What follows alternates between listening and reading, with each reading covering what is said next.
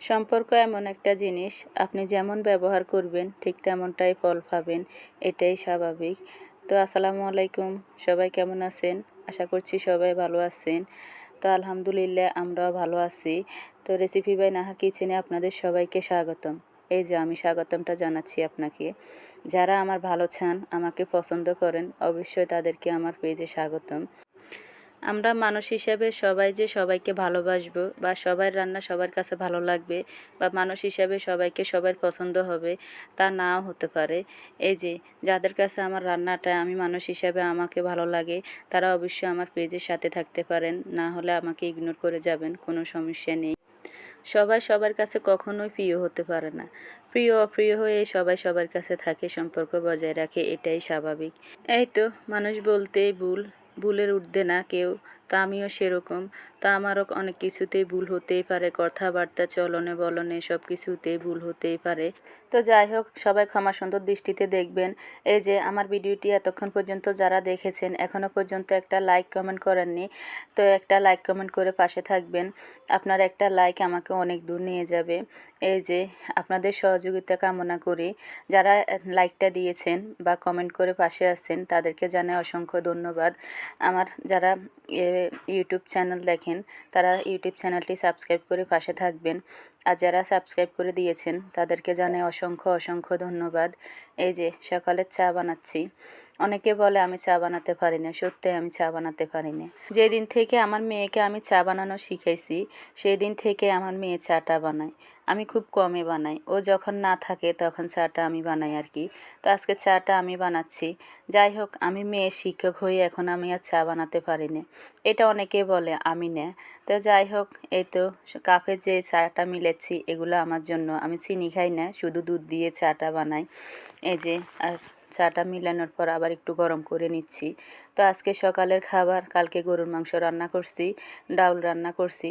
তো ডাউলে একটু ছিল, গরুর মাংস ছিল, এই সব কিছু একসাথে করে গরম করে নিছি আর কি, যা একটু ছিল। তো সকালে এগুলো দিয়ে আমরা নাস্তা করব। এই যে পরোটাগুলো বানাই নিছি। এই পরোটাগুলো আমি রুটি মেকারে তৈরি করছি, মানে রুটি মেকারে পরোটাগুলো বানালে একদম সফট হয়, খেতেও ভালো লাগে।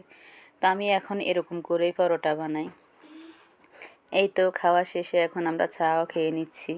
তারপরে এই যে দুপুরে রান্নার জন্য ভাত বসাইছি।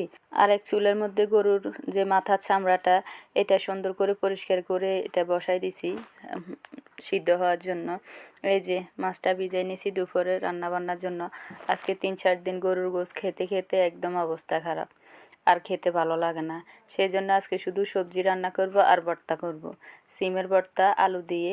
আর রান্না করব পটল দিয়ে রুই মাছ, তো সাথে একটু আলু দিব। আলুটা থাকলে বেশি করে দিই, আজকে আলু একটু কমে আছে।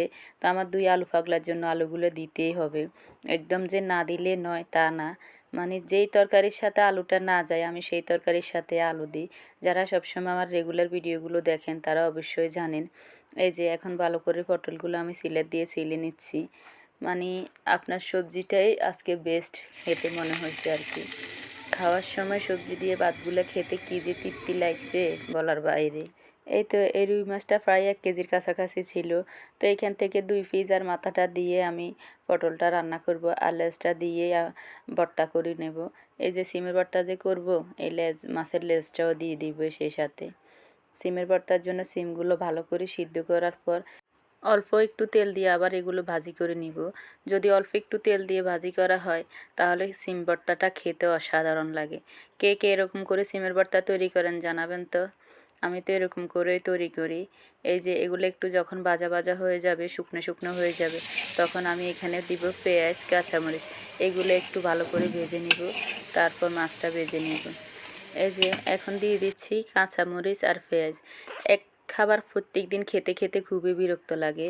আজকে ঈদ গেছে পর্যন্ত গরুর মাংস রান্না ভুনে এগুলা খেতে খেতে মানে অবস্থা খুবই খারাপ। আর খেতে ইচ্ছেও করে না, আর খেলে মনে হয় যে গ্যাস গ্যাস সৃষ্টি হয়, মানে শারীরিক সমস্যাও মনে হয়, প্রেশারটাও বেড়ে যায়। আমার শাশুড়ি তো গতকালকে একদম শুধু ডাউল দিয়ে ভাত খেয়েছে, কোনো তরকারি আর নেয় গরুর মাংস নেয়, গতকালকেও গরুর মাংস ছিল। তো শুধু ডাউল রান্না করছি। হেলুনের ডাল। তো সেই ডাল দিয়ে 2 বেলায় ভাত খাইছে। আজকে আবার আমার জায়েদের ঘরে খাইছে। তো আজকে আর আমি সবজিটা রান্না করছি, ভর্তা করছি, এগুলো আর খেতে পারে নাই। ভর্তা অবশ্য ওনার জন্য রেখে দেওয়া হয়েছে। তারপরে আবার নিহার বাবা আজকে দুপুরবেলা খেয়াই যায় নাই, মানে খাওয়ার আগে চলে গেছে, শুক্রবার তো। অন্যান্য দিন যায় 1:30 বাজে, 2টা বাজে, আর শুক্রবার আসলে 12টা বাজে তাকে চলে যেতে হয়। তো আজকে শুধু নাস্তাটা খেয়ে চলে গেছে। এই যে আমি যে মাছটা ভাজি করছি, এখান থেকে 1 পিস মানে লেজটা দিয়ে ভর্তাটা করব, আর বাকিগুলো দিয়ে আমি সবজি রান্না করব। তো সবজিটা এখন বসাই দিচ্ছি আর কি। এই যে আমি যে মরিচটা খাচ্ছি আর কি, লাল মরিচ। মরিচটা দেখতে খুবই লাল দেখা যায়, কিন্তু জালটা একদমই কম। তরকারি রান্না করলে কালারটা খুব লাল হয়, কিন্তু জাল খুবই কম। এর আগে যে মরিচগুলো ভাঙাইছি ওই মরিচগুলো খুবই ভালো ছিল, অল্প একটু দিলে তরকারিতে মানে জালটা ভীষণ হইতো আর কি, অনেক বেশি হইতো। আর এইবারে যে মরিচগুলো ভাঙাইছি এগুলো দেখতে একদম লাল টকটকে, কিন্তু যতই দিই ঝাল। রান্না করার পর তরকারির কালার দেখলে আপনি অবাক হয়ে যাবেন। যারা ঝাল কম খান তারা হয়তো ভাববেন যে কি ঝাল হয়েছে, না আসলে মরিচের কালারটা লাল বেশি, ঝালটা কম। তা আমি সবসময় মরিচ, হলুদ এগুলো মেশিনে ভাঙ্গায় নিয়ে আসি। কিনা যে গুঁড়া মশলাগুলো বা যে কোনো মশলা আমি কিনাগুলো খুব কমই খাই।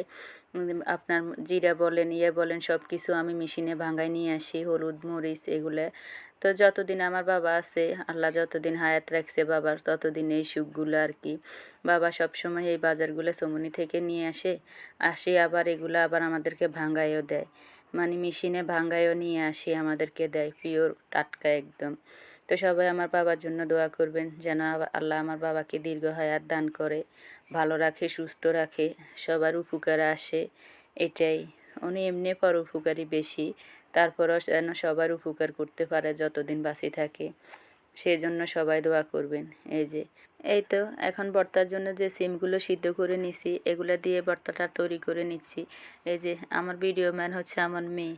তো ও তখন গোসল করতে গেছে, তখন আমি একা একা একটু ভিডিও করছি। তারপরে আমার ছেলেকে দিয়ে করাইছি আর কি, মানে তাদের দুইজনকে মাঝে মাঝে আমার কাজে লাগে, মাঝে মাঝে আমি আবার ট্রাইপড দিয়েও করি। তো যাই হোক, এই যে ভর্তা কে কে পছন্দ করেন জানাবেন, খেতে সিমের ভর্তা হোক অন্য যে কোনো ভর্তা হোক কমেন্টের মাধ্যমে জানাবেন। যারা এতক্ষণ পর্যন্ত ধৈর্য ধরে আমার রান্নাগুলো, আমার কথাগুলো শুনেছেন তাদেরকে অসংখ্য অসংখ্য ধন্যবাদ।